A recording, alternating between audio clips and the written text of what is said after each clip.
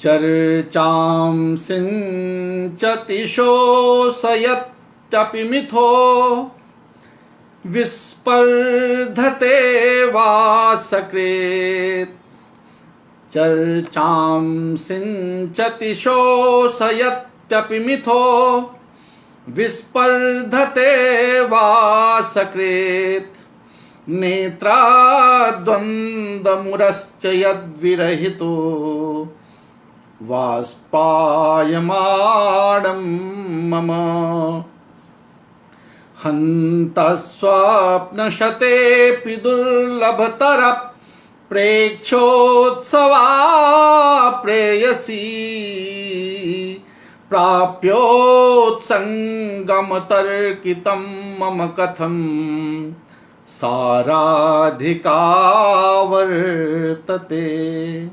प्राप्योत्सङ्गमतर्कितं मम कथं साराधिका वर्तते।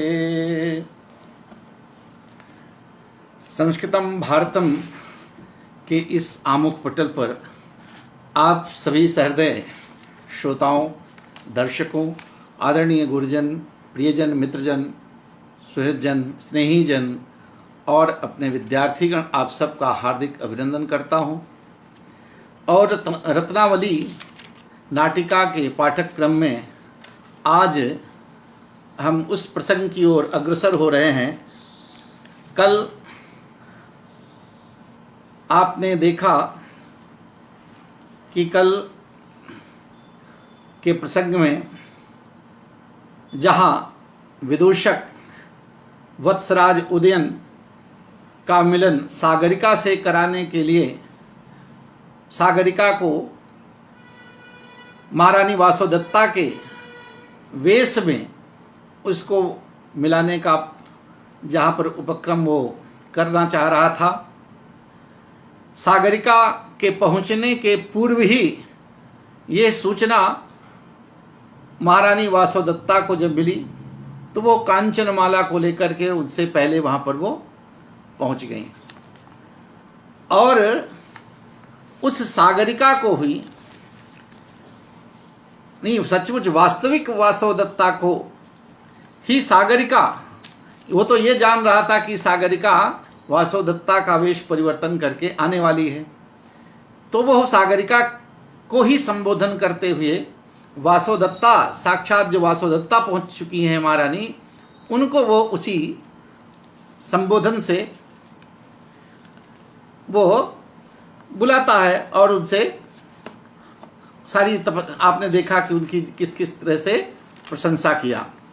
महारानी उसको सुनती रही और सुन करके अपना माथा ठोकती हैं कि धन्य है हमारे महाराज जी, आप जिसके वियोग में, जिसकी विरह वेदना में तड़प रहे हैं, ये मैं क्या देख रही हूँ, मैं क्या सुन रही हूँ।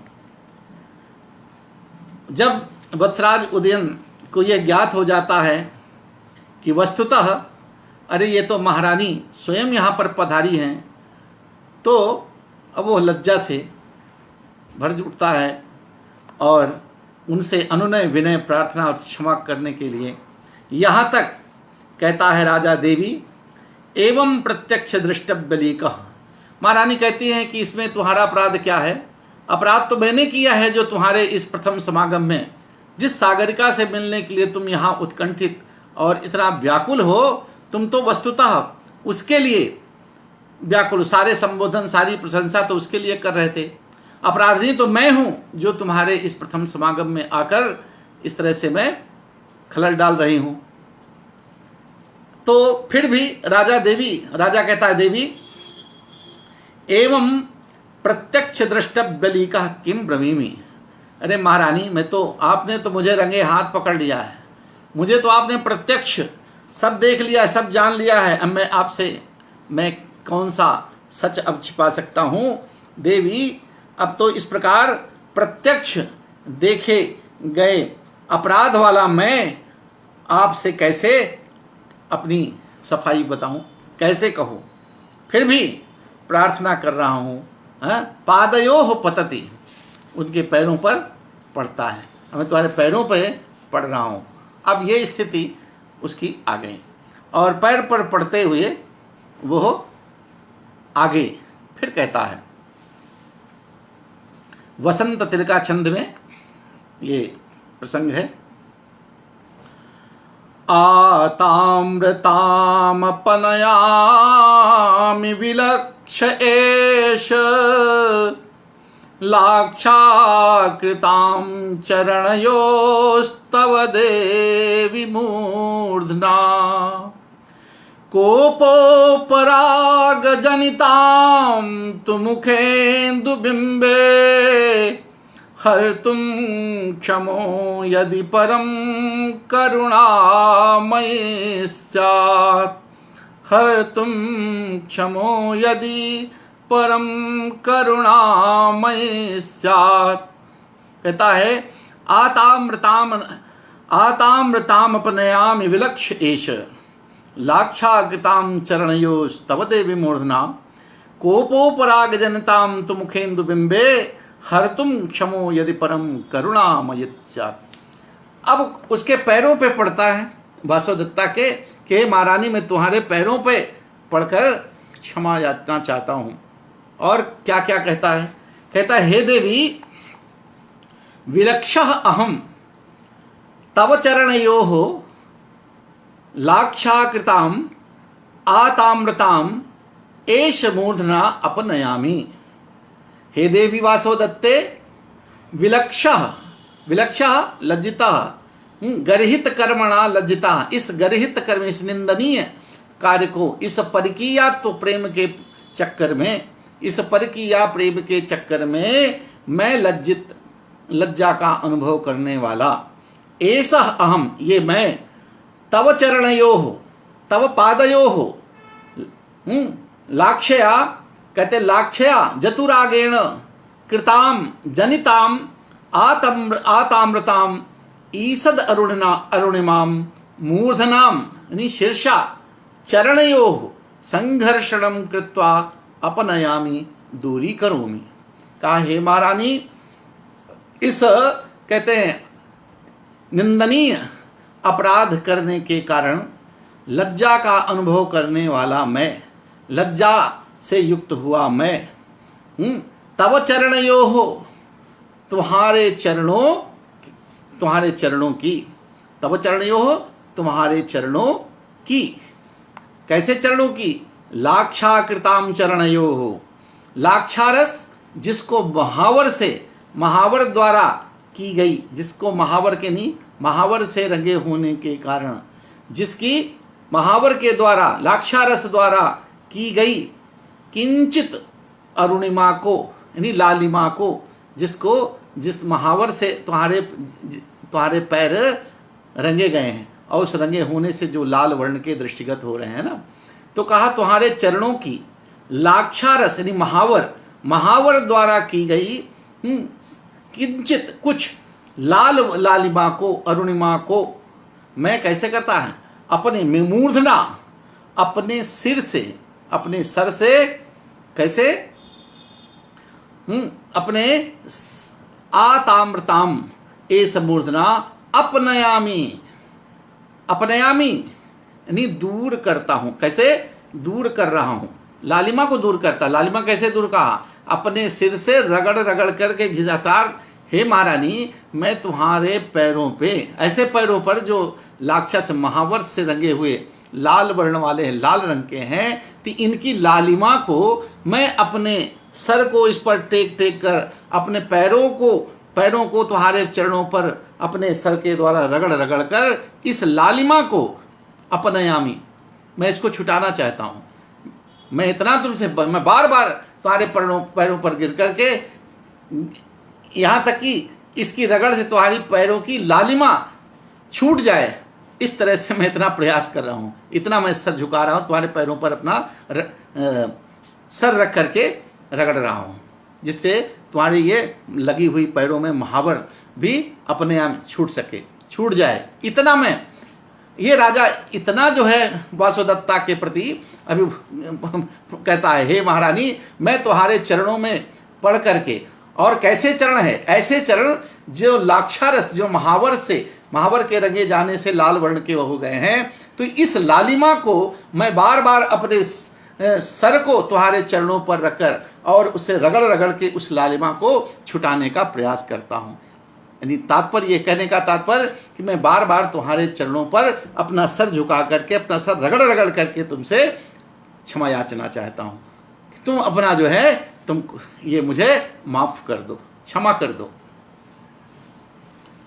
तू कोपोपुराग जनिताम तो मुखेंदु बुम्बे तू किंतु मुखेंदु बिंबे, किंतु तुम्हारे मुख रूपी चंद्रमंडल पर, कहा मुखमंडल कैसा है, चंद्रमा के समान है, तो किंतु मुखेंदु बिंबे, तुम्हारे मुख रूपी चंद्रमा पर, मुख रूपी चंद्रमंडल पर कोपोपराग जनिताम, कोपोपराग जनिताम कहते हैं कोप से उत्पन्न, कोपोपराग जनिताम किंतु मुखम तव वदनम इंदु चंद्र तस्य बिंबम मंडलम तत्र।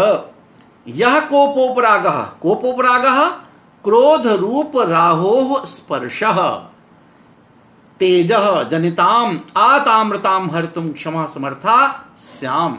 तो कह रहे हैं कि किंतु मैं चाहता तो हूं, अपने सर को रगड़ रगड़ करके उस लालिमा को चाहता हूं कि वो छूट जाए, लेकिन किंतु तुम्हारे मुख रूपी चंद्रमंडल पर क्रोध रूपी राहु के ग्रहण द्वारा, तुम्हारे मुख पर जो क्रोध के रूप में राहु, ऐसा लगता है कि राहु उसको ग्रस रहा है, तो तुम्हारे क्रोध रूपी राहु के ग्रहण द्वारा की गई किंचित अरुणिमा को, लालिमा को मैं तभी दूर करने में समर्थ हो सकता हूं। हर तुम क्षमो, मैं उसको दूर करने में तभी सक्षम हो सकता हूं जब यदि परम करुणामयी स्यात्, यदि मई परम करुणा स्यात्, यदि मेरे ऊपर, हे महारानी, जब मुझ पर आपकी, केवल आपकी कृपा हो जाए, बिना आपकी कृपा के मैं उस लालिमा को नहीं दूर कर सकता हूं। कहा हे महारानी मुझे क्षमा करें, मैं पैरों पर पड़ता हूं। और कहा कि विलक्षण अहम, मैं अपने इस निंदनीय अपराध के द्वारा परकीया तो प्रेम सागरिका जैसे परकीया प्रेम को प्रदर्शित कर करके उसके प्रति आकर्षित होकर उसकी जो यहाँ पर साक्षात सागरिका के रूप में मैं जिसको आपको संबोधन करके जो मैं ये परकीया प्रेम प्रदर्शन कर रहा था, ऐसा निंदनीय कार्य स्वयं जिसको आपने देख रखा है, जो प्रत्यक्ष आपने रंगे हाथ पकड़ लिया है, तो उस कारण से लज्जा का अनुभव करने वाला मैं तब चरणयोः, तुम्हारे चरणों की, ऐसे चरणों की लाक्षाकृताम आदरम, जो महावर के रगे जाने से, जो महावर के रगे जाने के कारण, महावर के कारण आतामृताम, कुछ लाल वर्ण के हैं जिनमें कुछ लालिमा है, अरुणिमा है, ऐसे चरणों पर ऐसी लाल, मैं अपने सिर को बार बार टेक करके, अपने सिर से बार बार टेक करके उसकी रगड़ से उस लालिमा को दूर करना चाहता हूँ। किंतु मुखेंदु बिंबे, तुम्हारे मुख रूपी चंद्र मंडल पर, तुम्हारे मुख रूपी चंद्र मंडल पर क्रोध रूपी राहु के ग्रहण द्वारा उत्पन्न की गई किंचित कुछ लालिमा को, अरुणिमा को मैं तभी दूर करने में समर्थ हो सकता हूँ जब मुझ पर आपकी केवल कृपा हो जाए। अर्थात हे महारानी, मैं आपके इस लालिमा को दूर, लेकिन तुम्हारे मुखमंडल पर यह जो क्रोध रूपी राहु के कारण जो है लालिमा, भाई क्रोध करने पे क्या होता है, क्रोध करने पे लाल तमतमा जाता है आदमी का, क्रोध में उसका चेहरा तमतमा जाता है, लाल हो जाता है। तो वो लाल है, उसको कह रहा है कवि कि जैसे क्रोध रूपी जो है ये राहु, ये क्रोध पर, तुम्हारे मुख रूपी मुखमंडल पर क्रोध रूपी राहु इसको ग्रसने वाला ग्रस लिया है, और जिसके कारण ये तुम्हारा मुखमंडल कैसे हो गया है, ताम्रवर्ण का हो गया है, लालिमा इसमें आ गई है। तो इस ताम्रवर्णी इस लालिमा को मैं तभी दूर करने में सक्षम हो सकता हूँ जब तुम मेरे ऊपर अपनी कृपा दृष्टि करो। अर्थात हे महारानी, जब तक तुम दया नहीं करोगी तब तक मैं तुम्हारे पर पैरों पर कितना भी पड़ा रहूं, ये तुम्हारी बिना दया के संभव नहीं है। तो हे महारानी, आप दयालु हैं, आप मेरे इस अपराध को क्षमा करने में सक्षम हैं और अपना क्रोध समाप्त करके इस मेरे अनुनय को, मेरे विनय को, मेरी प्रार्थना को मैं बारंबार आपके चरणों पर सर झुका करके मैं अपनी गलती स्वीकार करते, अपराध स्वीकार करते हुए मैं क्षमा याचना करता हूँ। राजा इस स्तर पर रानी से, महारानी से क्षमा याचना चाहता है। ऐसी विनती को सुनकर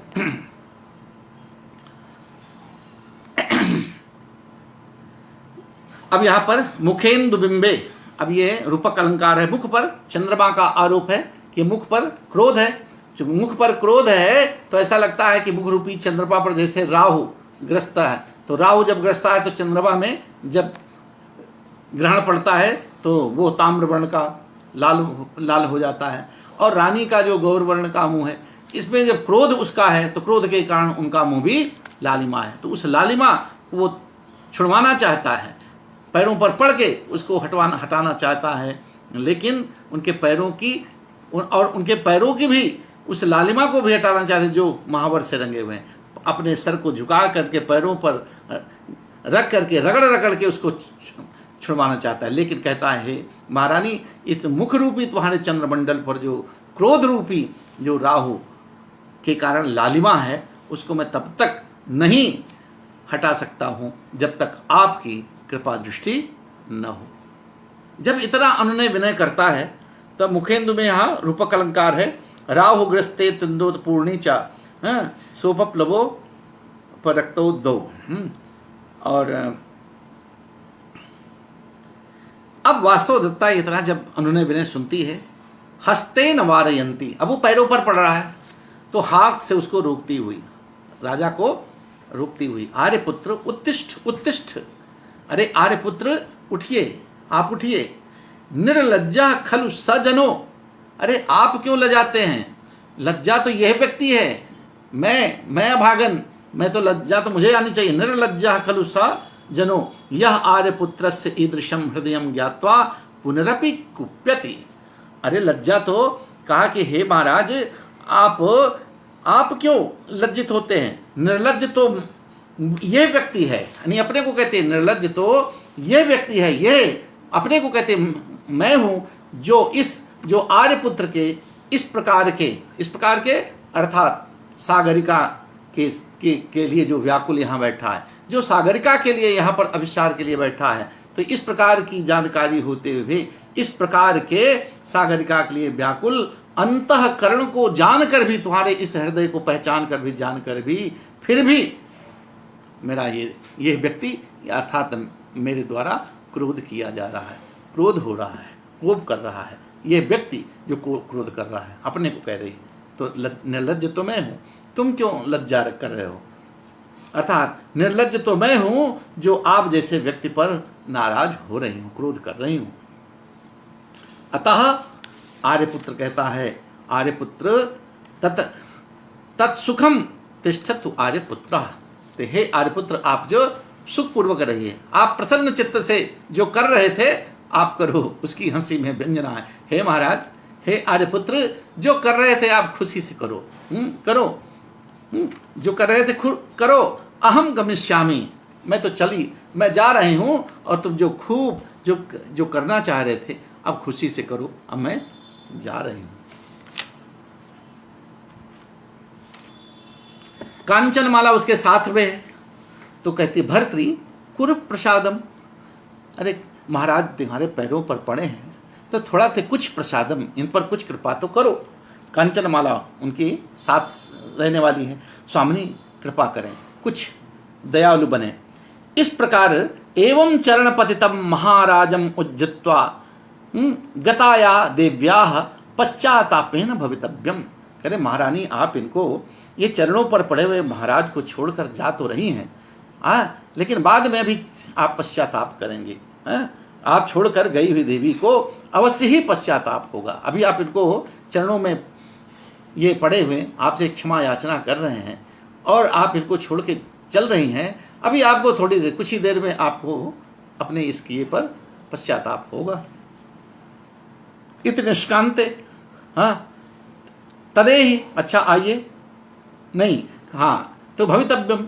वासवदत्ता कहता अपे ही अपंडिते, अपे दूरट, कांचन मालव कहती हट, स्वामिनी हट, अपंडिते, कहते अपंडिते, पंडिता, पंडित बने समझदार, जानकार, बुद्धिमान, अपंडिते बने मूर्ख। अरे तू ना समझ, अरे तुम ना समझ, तू न जानने वाली, तो क्या ये अपंडिते, नहीं ना समझने वाली, राजा के हृदय को न समझने वाली, दूर हटो। कुतोत्र प्रसादस्य पश्चातापस्य वा कारणम। अरे इसमें प्रसन्न होने की या पश्चाताप होने का क्या प्रश्न है भाई इसमें? अरे इसमें कृपा अथवा पश्चाताप का कारण कहा, ये कहाँ से आ गया? तो आओ तदे ही गच्छा वह, तब आओ यहाँ से लोग चलते हैं। राजा, देवी प्रसीद, देवी प्रसन्न हो जाओ, खुश हो जाओ। वो बेचारा वो मना रहा है। आतामृताम अपनयामी, वो फिर से वो उनको बनाते हुए फिर हाथ जोड़ता है। आतामृताम अपनयामी विलक्ष एष लाक्षा कृताम चरणयोस् तव देवी मूर्धना कोपोपराग जनताम तो मुखेन्दु बिंबे हरतुम क्षमो यदि परम करुणामयीशा। फिर वो पद पढ़ता है, महारानी आप जो है, मैं आपके चरणों पर पढ़ता हूँ। ये जो महावर से रंगे हुए लाल लाल रंग है, आपके चरण हैं, इन चरण पर मैं अपने सर को टेक करके रगड़ करके इसको मैं इसकी लालिमा को दूर करना, हटाना चाहता हूँ। लेकिन क्या करूँ, तुम्हारे मुख रूपी चंद्र मंडल पर ये क्रोध रूपी जो राहु ग्रस्त होने के कारण जो लाल वर्ण का हो गया है, लालिमा अरुणिमा को लिए है, क्रोध से तमतमाया हुआ तुम्हारा जो ये चेहरा है, इस क्रोध के कारण मैं तब तक मैं इसको नहीं, अरुणिमा को नहीं दूर कर सकूंगा जब तक तुम्हारी कृपा दृष्टि न हो जाए। फिर से वो प्रार्थना करता है, चलते चलते भी यही पद्य पढ़ता है। विदुष कहा, कहता है भो उत्तिष्ठ। अब वो पैरों पर पड़ा है, झुका हुआ है, तो विदूषक कहता है भो उत्तिष्ठ। अब वो बैठा है, सर झुका है। गता देवी, अरे देवी चली गई, उठो उठो मित्र, देवी गई। तब कसबाद अत्र अरण्य रुदितम करोसी। अरे जब देवी चली गई तब क्या अरण्य रोदन कर रहे हो? अब तो कोई सुनने वाला नहीं है। जब राजा वासवदत्ता कहा गया अरे उठो, महारानी तो चली गई, फिर क्यों अरण्य रोदन कर रहे हो? अरण्य रोदन यानी अरण्य में रोना, जंगल में रोना। आप तो महारानी जब चले गई तो क्या रो रहे हो? आप कौन सुनने वाला है? राजा मुखम उन्नमय्य दृष्टवा, अपने मुख को उठा, सर झुकाए था, अब सर उठा करके दृष्टवा देख करके, कथम अकृत्यैव प्रसादम गता देवी। अरे क्या महारानी चली गई?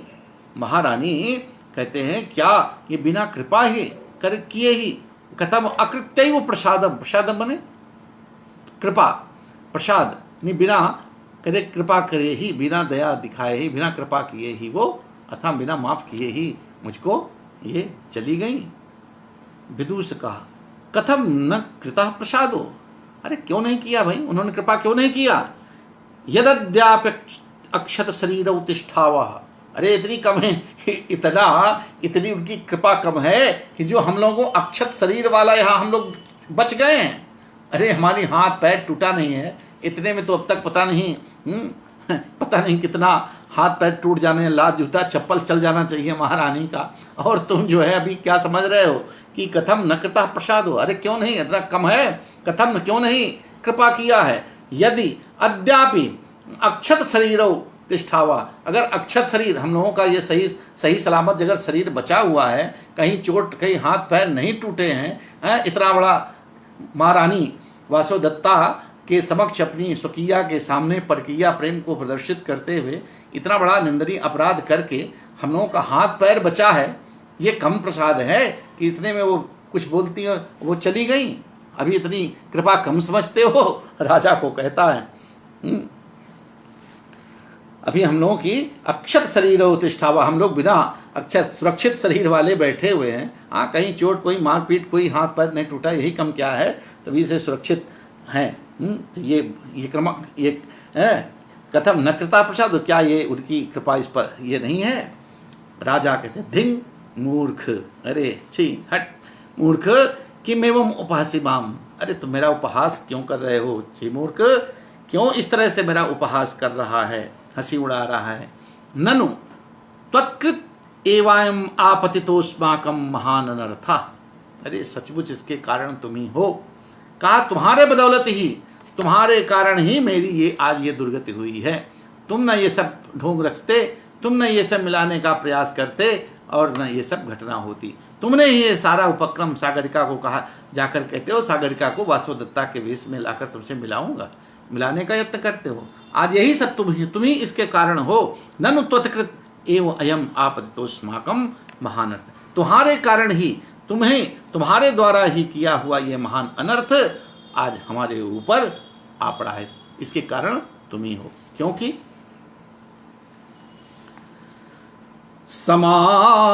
शिखंडी छंद में वो कहता है, समारूढ़ा प्रीति प्राणाय बहुमानादनुदिनं व्यलीकं विच्छेदं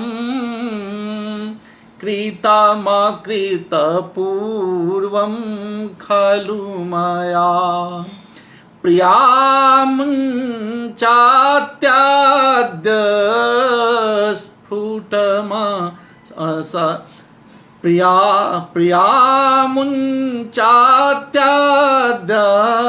स्फुटमसहना जीवितमसौ प्रकृष्टस्य प्रेम्णा स्खलितमविसह्यं हि भवति। अब इसमें महारानी वासवदत्ता उसकी महारानी है, और आप जानते हैं वासवदत्ता को भी वो इसी जिस तरह से सागरिका से प्रेम करके उसको पाया है, उसी तरह से वो वासवदत्ता भी प्रद्योत की पुत्री वासवदत्ता, जिसको आप लोग मेघदूत में भी सुन चुके हैं, और ये जानते हैं कि वासवदत्ता को भी वो उसके साथ प्रेम प्रसंग से ही उसको पाया है। प्रद्योत की पुत्री उज्जैन नरेश प्रद्योत की पुत्री वासवदत्ता को वो विवाह करने के लिए, चूंकि वत्सराज उदयन की इतनी ख्यात थी एक राजकुमार के रूप में, बड़ी प्रतिष्ठा थी, एक वो चक्रवर्ती नरेश से कम नहीं था, और उसकी ख्याति प्रद्योत को भी हो चुकी थी उज्जैन में। तो वो अपनी कन्या का थोड़ा सा कुछ विरोध भी था आंतरिक राज्यों को लेकर के, तो उन्होंने योगेंद्रायण जो मंत्री था उसकी देखिए बुद्धिमत्ता, और महाराज प्रद्योत की पत्नी को स्वप्न हुआ था कि उसकी बेटी का विवाह एक बहुत ही अच्छे राजकुमार के साथ होगा, और उस समय जो चक्रवर्ती नरेश के रूप में उदयन माना जाता था, और उस स्वप्न को साकार करने के लिए कहा कि उदयन को पाना इतना आसान नहीं था। तो प्रद्योत ने छलपूर्वक उसको, उदयन के अंदर एक बहुत बड़ा गुण था, वो वीणा वादन करता, उसकी घोषवती नाम की एक वीणा थी, और वो जिस समय वो घोषवती वीणा वादन करता था तो उस समय बड़े से बड़े हाथी जंगल के उसकी ओर आकृष्ट होकर के आते थे। ये बहुत बड़ा गुण था उसका, उदयन का, वो वीणा वादन का बहुत शौकीन था। प्रद्योत को उसके विषय में मालूम हुआ कि वो हाथी का शौकीन है और वीणा वादन करके बड़ी से बड़े हाथी को अपने अधीन कर लेता है। तो उसने क्या किया कि चलो, उनके नलगिरी हाथी था ही उनके यहाँ भी, तो एक बार कहते हैं कि वो उसकी मदांध हो गया, पागल जैसा हो गया, तो उसको क्या क्या कि प्रद्योत को बुलाने का बहाना मिल गया, तो उसने एक कृत्रिम हाथी बनाया, एक नलगिरी नाम का एक हाथी बनाया जो चमड़े का, एक विशाल हाथी चमड़े का बनाया गया, और उसके भीतर सैनिक भर दिए गए, और फिर कौशाम्बी की ओर भेजा गया। कहा कि जाओ और छलपूर्वक, ऐसे तो उदयन को पकड़ना आसान नहीं, यहाँ पर लाना ठीक संभव नहीं है, लेकिन छलपूर्वक लाओ। और गए फिर वो कौशाम्बी के बाहर पार एक पावरिक वन था और वहाँ पर उस हाथी को रोका गया। तो उस राजा को सूचना दी कि एक ऐसा हाथी आया है जिसको, तो राजा हाथी का नाम सुन करके ही पीछे उसके सामने शिकार खेलने के चल देता था। तो उदयन जो है चल दिया और अपनी वीणा को लिया और कहा चलिए कैसा हाथी है भाई। तो वो उदयन को लेकर के चला गया था। उदयन गया, सैनिकों को उन्होंने बाहर छोड़ दिया, कहा कि नहीं मैं अकेले जाऊंगा। और जब वो हाथी के पास गया तो उस हाथी, कृत्रिम हाथी से सारे सैनिक बाहर हो गए और उदयन को बंदी बना करके प्रद्योत के यहाँ ले गए। अब प्रद्योत ने उसको अपने बंदी बनाया तो जरूर था, लेकिन उसको लक्ष्य उसका था कि अपने दरबार में रखा, उसकी राजकुमार जैसी सेवा शुश्रूषा किया और वहीं उसकी बेटी वासोदत्ता को उसको वो वीणा सिखाने के लिए उसको रख दिया कि तुम मेरी बेटी को वीणा सिखाओ। और इसी वीणा को सिखाते सिखाते वासोदत्ता से प्रेम हो गया और उस वासोदत्ता को एक दिन रात में उसी एक उनके हाथी पे, नलगिरी की हाथी बैठा के रातों रात लेकर के कौशाम्बी भगा लागा। तो वासोदत्ता भी कोई सामान्य उसकी प्रेसी थी, पहली प्रेसी थी। ये तो उदयन का सागरिका के प्रति उत्कंठित होना, पर की याद तो प्रेम होना, फिर से ये पहला अपराध एक तरह से था। तो वो कहता है कि देखो मित्र, तुम क्या मेरा उपहास कर रहे हो। उसी बात को वो कहना चाहता है कि क्या समारूढ़ा प्रीति प्रणय बहुमानाद अनुदिनम गलीकम वीक्षेदम कृतम कृतम पूर्वम खलु मया प्रिया मुंचत्यद्य स्फुटम सहना जीवितमसौ प्रकृष्टस्य प्रेमणः स्खलित अविषयम ही भवति। कहा प्रणय बहुमानाद प्रीति अनुदिन समारूढ़ा। हे मित्र, इस वासोदत्ता महारानी के साथ मेरा जो प्रेम है ये एक दिन में नहीं हुआ है, ये भी सामान्य प्रेम नहीं था। अरे तुम क्या जानो कि प्रणय बहुमानात, कि ये हम लोगों का जो वासोदत्ता और हमारा जो प्रेम था अन्योन परस्परम, ये प्रेम के अत्यंत सम्मान के कारण, प्रेम के अत्यंत आदर के कारण हम दोनों की प्रीति अनुदिनम प्रतिदिन बढ़ती हुई, समारूढ़ा प्रीति समारूढ़ा, ये एक एक दिन प्रतिदिन बढ़ती बढ़ती एक एक दिन। अरे उसको वीणा वादन कर सिखाता था, हाँ, धीरे धीरे सिखाते सिखाते एक एक दिन में हमारी प्रीति संवर्धित हुई थी। तो कहा हे विंध्य, हम दोनों का जो परस्पर प्रेम किस तरह से बढ़ा है, दिन प्रतिदिन कैसे कैसे प्रगाढ़तर हुआ है, कैसे पराकाष्ठा को प्राप्त किया है, कैसे बढ़ती हुई, कैसे पराकाष्ठा को प्राप्त हुई। तो कहते हैं व्यलीकम विच्छेदम कृतम अकृत पूर्वम खलु मैं, अकृत पूर्वम, अरे कहते पहले कभी न किए गए, इसके पहले वासोदत्ता ही मेरी सब कुछ थी, वही मेरी प्राण थी, वही सब कुछ थी। तो अकृत पूर्वम, पहले कभी मैंने इसके अलावा सोचा भी नहीं था, पहले कभी न किए गए, पर किया प्रेम रूपी इस अपराध को मेरे द्वारा किया गया। कृतम वीक्ष, मेरे द्वारा पहले इसके पूर्व कभी भी प्रक्रिया प्रेम नहीं किया गया ऐसा। तो इस प्रकार से ये पहला अपराध मेरे द्वारा जो किया गया है, इसको साक्षात रानी के द्वारा देख करके, को मेरे द्वारा किया गया यह अपराध देखकर, इस प्रक्रिया प्रेम को देखकर, प्रिया मुंचत स्फुटम असाना जीवितम असौ, प्रिया असौ प्रिया स्फुटम जीवितम मुंचति असहना।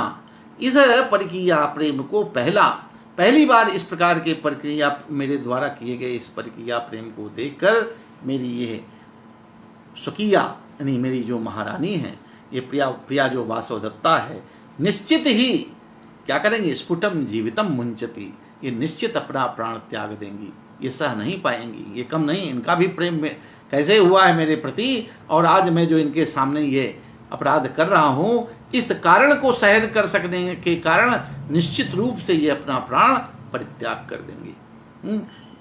असौ कहते हैं मया कृतम वीक्ष असहना असौ प्रिया स्फुटम जीवितम मुंचति, अपना ये जीवन अपना प्राण त्याग देंगी। प्रकृष्टस्य प्रेमणा स्खलितम अब अविसह्यम ही भवति। क्योंकि प्रकृष्टस्य प्रेमणा, कहते प्रकृष्ट प्रेम स्खलितम अपि, कहते जो परिपक्व प्रेम हो, जहाँ पर प्रेम की पराकाष्ठा हो, आपस में पति पत्नी के बीच में जहाँ पर प्रगाढ़तर प्रेम हो, अगर उसमें कहीं न कहीं से किसी न किसी कोने से, किसी प्रकार से अगर थोड़ा भी वो कहीं स्खलित हो जा रही है, कहीं भी उसमें कोई कभी थोड़ी सी कमी आ रही, थोड़ी सी भी कहीं त्रुटि हो जाती है, तो कहते हैं प्रगाढ़तर प्रेम में थोड़ी सी त्रुटि के कारण वो अविसह्यम ही भवति। वो आपस का जो प्रेम होता है पति पत्नी का, परस्पर स्वकीया का जो प्रेम होता है, वो बड़ा असह्य हो जाता है, बड़ा ही वो असह्य होता है, बड़ा दुखद हो जाता है, कष्टकर हो जाता है। वो स्वकीया नहीं बर्दाश्त कर पाती है और वो फिर प्राण देने के अलावा उसके और कुछ नहीं होता है। अरे मूर्ख, तुम क्या बात करते हो, तुम इस तरह से मेरा उपहास कर रहे हो।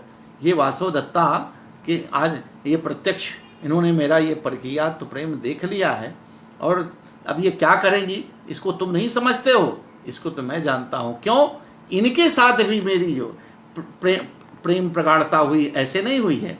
कहा प्रणय बहुमानाद अनुदम, अरे बड़े आदर के साथ, बड़े प्रेम का सम्मान करते हुए, कहते हैं ये परस्पर प्रेम के अत्यंत आदर के कारण, प्रणय के अत्यंत सम्मान के कारण हम दोनों की जो प्रीति एक एक दिन बन करके दिन, यानी प्रीति दिनों दिन बढ़ती वृद्धि को प्राप्त होकर जिस तरह से पराकाष्ठा को प्राप्त की गई थी, जिस तरह से पराकाष्ठा को प्राप्त हुई है, वो हो, कहते हैं इसके पहले आज जो ये कृत्य हुआ है मेरे द्वारा, अकृत्य पहले कभी न किए गए, आज के पहले कभी भी न किए गए इस प्रकार से परकीया प्रेम रूपी इस अपराध को मेरे द्वारा किया गया देखकर, परकीया प्रेम को असहनीय, असहना कहते सहन न कर सकने वाली, सहन न कर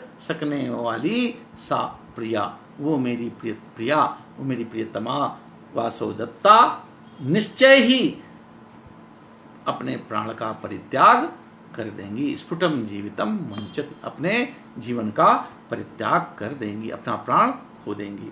क्योंकि प्रकृष्टस्य प्रेमणः, क्योंकि पराकाष्ठा को प्राप्त हुआ प्रेम, यानी पति और पत्नी के परस्पर प्रेम की जो पराकाष्ठा होती है, प्रगाढ़तर जो प्रेम होता है, उसमें किसी प्रकार की थोड़ी सी भी कमी हो जाने पर, थोड़ी सी भी कमी त्रुटि हो जाने पर वो अत्यंत असह्य हो जाता है, अत्यंत भयानक हो जाता है, बड़ा ही कष्टप्रद हो जाता है।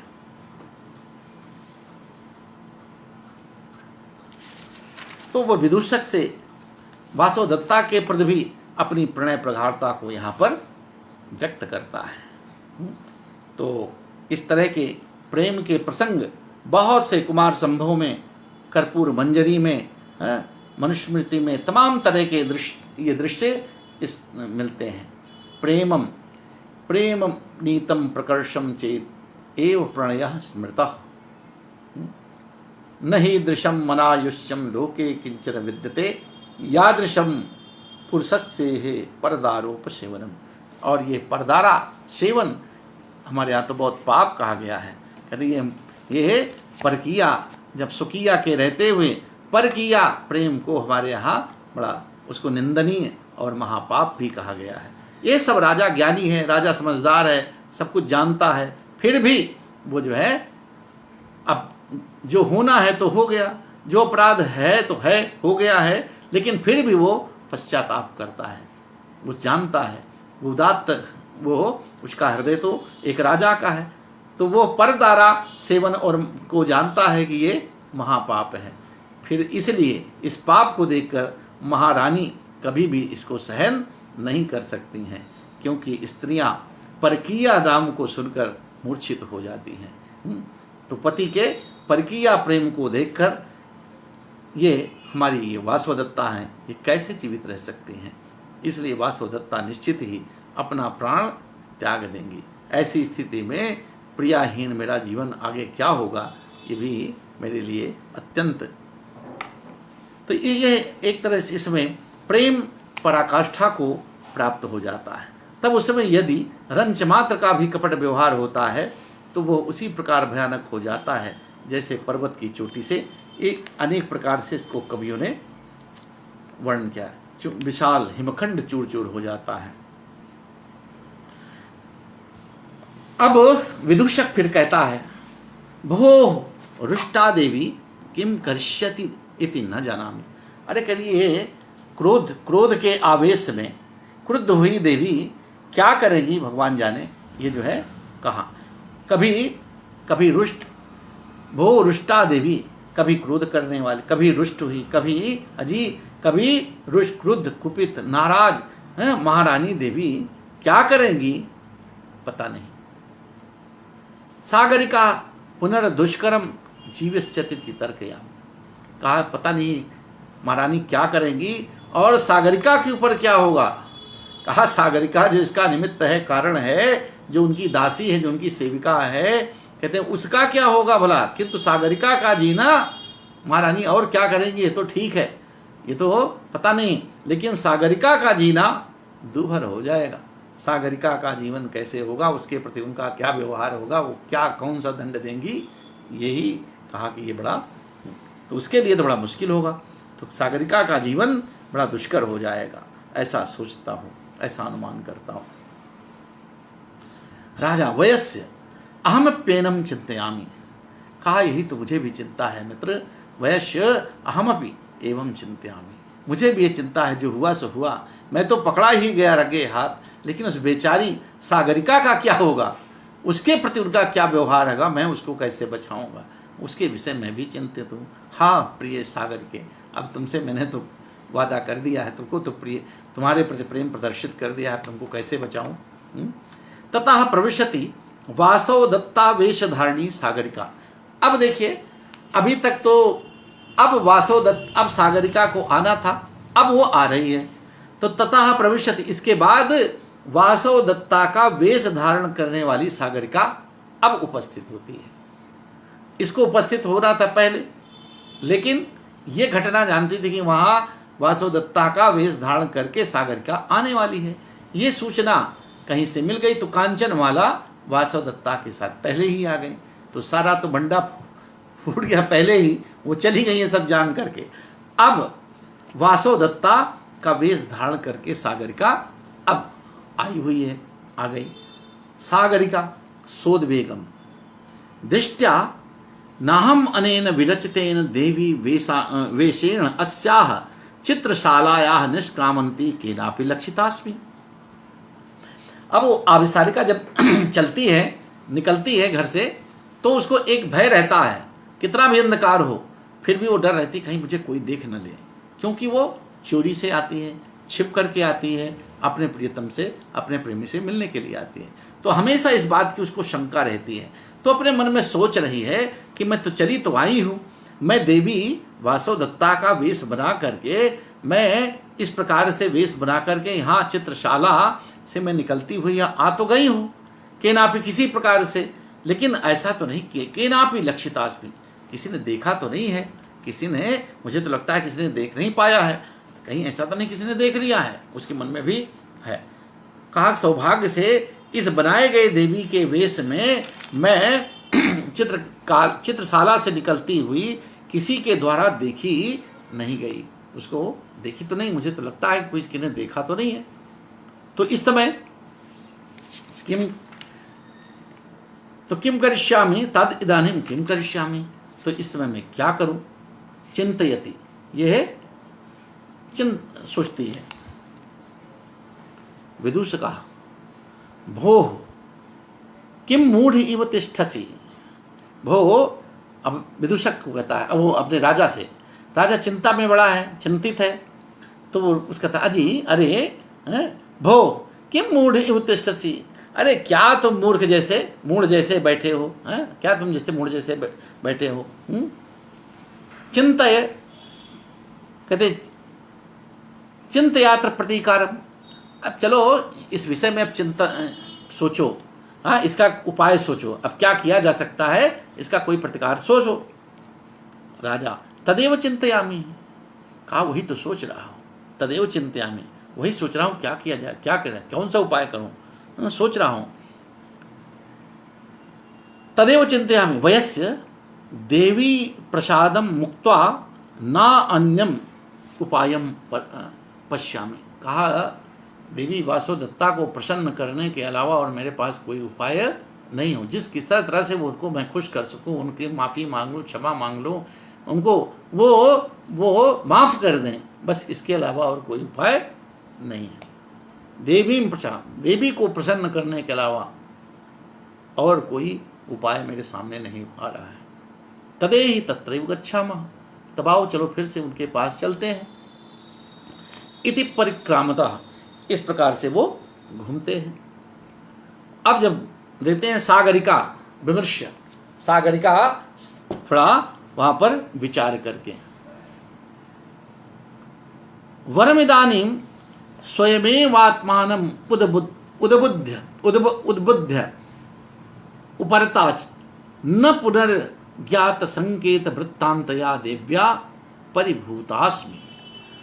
वो चिंतन करती है कि वरम इदानीम, वरम श्रेष्ठ है, अच्छा है, इस समय स्वयं ही आत्मानम अपने आप को उद्बुद्ध बने बांध कर, नहीं अब इस समय उद्बुद्ध अपने आप को बांध कर अर्थात फांसी लगाकर, कहते हैं न मर जाना, उपरता प्राण त्याग देना ही वरम मनुष्य श्रेष्ठ है। इस समय अपने आप को स्वयं गले में फंदा बांध करके फांसी लगा करके मर जाना अच्छा है। न पुनर्ज्ञात संकेत वृत्तांतया दिव्या परिभूतास्मि, कहते हैं कि न कि अभिसरण के, इस अभिसार के संकेत की घटना को जानने वाली देवी वासुदत्ता के द्वारा तिरस्कृत होना, अपमानित होना, तो जब तक कहता है, कह रही है कि ये महारानी वासुदत्ता जो हमारे इस संकेत स्थल पर इस मिलन को, इस अभिसार को जो जान ली गई हैं, तो उनके द्वारा अपमानित हो जाऊं मैं, उनके द्वारा मेरा तिरस्कार हो, वो मुझको दंडित करें, उससे पहले ये अच्छा है मेरे लिए कि मैं अपने आप अपने गले में फंदा डाल करके मैं फांसी लगा लूं, मैं स्वयं मर जाऊं। तद तीसरी विचार, इस समय स्वयं ही अपने आप को बांधकर अर्थात फांसी लगाकर मर जाना अच्छा है, न कि अभिसार के संकेत की घटना को जानने वाली देवी के द्वारा तिरस्कृत या अपमानित होना। तो जब तक मैं क्या करूं, तद यावद अहम अशोक पातपम गत्वा, इसलिए मैं अशोक वृक्ष के पास जाकर यथा समीहितम करिष्यामि, मैं इस अशोक वृक्ष के समीप पहुंचकर यथा विलसत, यानी जैसा मन चाही, यानी जो मैं अपनी मृत्यु चाहती हूँ, फांसी लगा के मैं जो मरना चाहती हूँ, इस अशोक वृक्ष के पास समीप जा करके मैं अपनी इच्छा अनुसार मैं जो चाहती हूँ वो करूँगी, अर्थात मैं ही फांसी लगा लूँगी। वो मरने के लिए तैयार हो जाती है, आत्महत्या करने के लिए तैयार हो जाती है। विदूषका इस तरह वो घूमती है, उधर अशोक वृक्ष की ओर चलती है। आकर्ण्य, विदूषक सुन रहा है। तिष्ठ तावत, राजा से कहता तिष्ठ तावत, अरे रुके राजा रुकिए, तिष्ठ भो मित्र रुको, तिष्ठ भो रुको। पद शब्द, अरे कुछ पैरों की आवाज़ सुनाई पड़ रही है, कोई आ रहा है, कोई किसी के चलने की, पद शब्द श्रूयते, किसी के चलने की, किसी के पैर के चलने की आवाज़ आ रही है। जानामि कदापि गृहीत पश्चात तापा पुनरपि दिव्यागता भवे, अभी भी उसको अभी देखिए उसको कह रहा जानामि, ऐसा मुझे लग रहा है कि कहीं गृहीत पश्चातापा, अरे राजा को मैंने अपमानित कर दिया, राजा का तिरस्कार दिया, राजा को इतना क्रोध दिखाया, तो उस पश्चाताप के कारण कहीं रानी ऐसा तो नहीं पुनरप फिर से देवी वासुदत्ता यहाँ पर पुनः आ रही हूँ, कहीं ऐसा तो नहीं कि पश्चाताप राजा को मतलब के प्रति क्रोध है, अपने पति के प्रति, महाराज के प्रति मैंने ऐसा क्रोध दिखाया और उनको क्षमा न करके उनको प्रसाद, मैं तो पश्चाताप किए जाने के कारण कहीं वो महारानी फिर से तो इधर लौट नहीं रही हैं, क्योंकि चलने की आवाज़ कुछ इधर आ रही है। राजा कहता वयस्य महान भावा खलु देवी, हो सकता है कि महारानी दयालु तो है ही हैं, हो सकता है पश्चाताप के कारण देवी निश्चय ही हैं तो बड़ी उदार, तो हो सकता है शायद वो पुनः वापस आ रही हो। तो शीघ्रातिशीघ्र तो खली कदाचित में उस्यात् त्वरितम निरूप्यताम, चलो जल्दी शीघ्रता करो। विदूषकः यद भगवान आज्ञापयति, जैसी आपकी आज्ञा हो, इति परिक्रामति, इस प्रकार से वो घूमता है। सागरिका उपसृत्य, सागरिका समीप में पहुंचकर तावद तद यावद एतया माधवी लतया पाशम विरच्याशोकपाद आत्मानम उद्बद्ध व्यापादयामि। अब वो उस अशोक वृक्ष के तद यावद, अच्छा तो वो सागरिका अपने उस अशोक वृक्ष के पास पहुंच करके कहती तो जब तक इस माधवी लतया, इस माधवी लता से पासम विरच्य, इसका पास बने फंदा, फंदा बनाकर, इस माधवी लता की का फंदा बनाकर अशोक पाद आत्मानम उद्बद्ध, और अशोक वृक्ष में बांधकर मैं स्वयं को व्यापादयामि, इसी में मैं लटका करके अपने को आज समाप्त कर लूँगी, मैं यहीं आत्महत्या कर लूँगी। इस माधवी लता का फंदा बना करके और इस अशोक वृक्ष से इसको बांधकर मैं यहीं अपने को समाप्त कर लूँगी, मैं अपना आत्महत्या कर लूँगी। इति लतापासम रचयन्ति, इस प्रकार से वो माधवी लता का फंदा बना रही है। हा तात हा अम्ब ऐसे इदानीम महा ऐसे इदानीम महम अहम ऐसे इदानीम अहम अनाथा असरणा विपद्ये मंद भागनी, और फांसी का फंदा बनाती हुई हा पिताजी, हा माताजी, ये अनाथ असरण और अभाग्नि, अब मैं मरने जा रही हूँ। इस तरह से वो कहती है हा तात हा अम्ब ऐसे दानीम अहम अनाथा असरणा विपद्ये मंद भागनी, हा पिताजी, हा माताजी, मैं अनाथ, यह अनाथ असरण निस्सहाय निराश्रित अभाग्नि मंदभाग्नि, मैं अब मर रही हूँ। इति कंठे लतापासम अर्पयति, इस प्रकार से अपने गले में उस माधवी लता का फंदा डालने लगती है। विदूषक, तब तक विदूषक विलोक्य देख करके पुनरेशा कथम देवी वासो दत्ता, अब उसने देखा पुनरेशा, अरे फिर कथम देवी वासोदत्ता, अरे ये तो वासोदत्ता फिर से आ गई। अब सागरिका को तो वो पहले से जानता था कि वासोदत्ता का वेश बदल करके आने वाली हैं। विदूषक सब घटनाएं तो सब जानते हैं, लेकिन नाटक है। तो कहा पुनरेशा, अरे फिर ये कथम देवी वासोदत्ता, अरे क्या फिर ये राजा को नहीं पता चलने देता है। कहा कथम देवी वासोदत्ता, अरे ये वासोदत्ता फिर प्रकट हो गई। ससंभ्रमम उच्चैः, फिर जो है घबराहट के साथ बड़े जोर से भो वयस्य परित्रायस्व परित्रायस्व, अरे मित्र रक्षा करो, बचाओ बचाओ, परित्रायस्व, अरे मित्र बचाओ बचाओ, परित्रायस्व परित्रायस्व, एषा खलु देवी वासोदत्ता आत्मानम उद्बद्ध व्यापादयति, अरे देखो बचाओ बचाओ, ये देवी वासोदत्ता अपने गले में फंदा डाल करके मरी जा रही हैं, ये तो मरने जा रही हैं। अब मरने जा रही है सागरिका, लेकिन यहाँ चूंकि वासोदत्ता का वेश बदल कर आई है तो वो वासोदत्ता लग रही है। तो अब फिर यहाँ एक नई लीला हो जाती है। तो कहा कि इस बचाओ बचाओ, ये महारानी वासोदत्ता अपने को बांध करके, इस फंदे को बांध करके मरने जा रही हैं, आत्महत्या कर रही हैं। राजा ससंभ्रमं उपसृत्य क्वासौ क्वासौ, अरे कहाँ हैं कहाँ हैं। विदुष कहा नन्वेषा, अरे कहा ये, अरे ये हैं देखो तो। राजा उपसृत्य कंठात पासम अपनयन, और उनके पास पहुंच करके उस सागरिका रूपी जो वासोदत्ता है, वासोदत्ता का वेश धारण के सागर में, उसको वासोदत्ता समझते कर रहे उपनिषद। कंठात पाशम अपनयन, कंठ से, उसके गले से फंदे को, उस माधवीलता के फंदे को हटाते हुए, अपि साहस कारणी किमिदम अकार्यम क्रियते। अरे इतना, अरे तुम इतना साहस करने वाली, इतनी साहसी, अरे राजपुत्री, राजघराने की पुत्री, कहा कि तुम साहस करने वाली, ये कुकृत्य क्यों तुम्हारे द्वारा किया जा रहा है। अकर्म, कहा अकार्यम, जो नहीं करना चाहिए, ये तुम जो है कुकृत्य जो है क्यों तुम्हारे द्वारा कैसे किया जा, क्यों कर रही हो।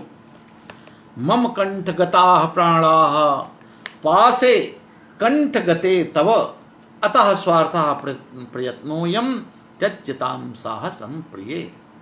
कहते हे तद त्यज्यताम साहसम, अरे तुम इतना साहस रखने वाली, हाँ हे प्रिय, साहस अपना ये छोड़ दो। त्यज्यताम साहसम, इस प्रकार का साहस, इस प्रकार का साहस तुम हे प्रिय, साहसम त्यज्यताम, अरे ऐसा इस प्रकार का कुकृत्य, इस प्रकार का साहस तुम छोड़ दो। कहते हैं मम कंठगता प्राणा पासे कंठगते तव, तव कंठगते, तव कंठगते पाशे, तव पासे तव कंठगते। कहते इस फंदे के तुम्हारे गले में पड़े होने पर, हे प्रिय तुम साहस, ये साहस छोड़ दो। तुम्हारे गले में पास के इस फंदे के पड़े होने से मेरे प्राण, मम प्राणा कंठगता, मेरे प्राण जो है वो कंठगत हो गए हैं, मेरे प्राण यहाँ से गले तक आ गए हैं। फंदा तुम लगा रही हो, लेकिन मेरे प्राण मेरे निकल रहे हैं, मेरा गला, कहते तुम्हारे फंदा लगाने से, तुम्हारे गले में फंदे डालने, फंदा ये फांसी का फंदा डालने से मेरा प्राण गले तक पहुंच गया है, गले तक पहुंच गया है। मम प्राणः कंठगता, मेरा प्राण जो है ये कंठ के पास, कंठ तक पहुंच गया है। अर्थात फंदा तो तुम लगाने जा रही हो, लेकिन मेरे प्राण तुम्हारे बिना मैं कैसे जीवित रहूँगा, मेरा प्राण, मैं बचूंगा, मैं नहीं बच सकता हूँ। इसलिए कहा कि तुम अतः अयम स्वार्थ प्रयत्न, तुम ये साहस छोड़ दो, क्योंकि ये मैं अपने स्वार्थ से, अयम स्वार्थ प्रयत्न, ये जो मैं प्रयत्न कर रहा हूँ, जो इस फंदे से बचाने का तुमको प्रयास कर रहा हूँ, वो तुमको नहीं, अपने को समझ लो कि मेरा स्वार्थ है, मैं अपने प्राण को बचाने के लिए। ऐसा तुमने फंदा डाला, तुमने प्राण तो प्रयास किया, तो तुमसे पहले मेरे प्राण चले जाएंगे। इसलिए अपने स्वार्थ को ध्यान में देते हुए मेरा प्रयास तुमको बचाने का, इसलिए कि मेरा भी इसमें स्वार्थ है। अतः अयम स्वार्था प्रयत्न, इसलिए तुम्हारे गले के पास को मुक्त करने के प्रयत्न में मेरा भी स्वार्थ है। अगर तुमने फांसी का फंदा लगाया तो मेरे प्राण तुमसे पहले चले जाए, मैं जीवित नहीं रह सकता हूँ। तो ये राजा यहाँ पर कह रहे, मम कंठगता प्राणा पासे कंठगते तवा अतः स्वार्थः प्रयत्नो यम त्यज्यताम साहसम। हे प्रिय, साहसम त्यज्यताम, हे प्रिय तुम अपना इस प्रकार का दुस्साहस, इस प्रकार का साहस, ये तुम फांसी लगाना, मरने के लिए तत्पर होना, ये सब छोड़ दो।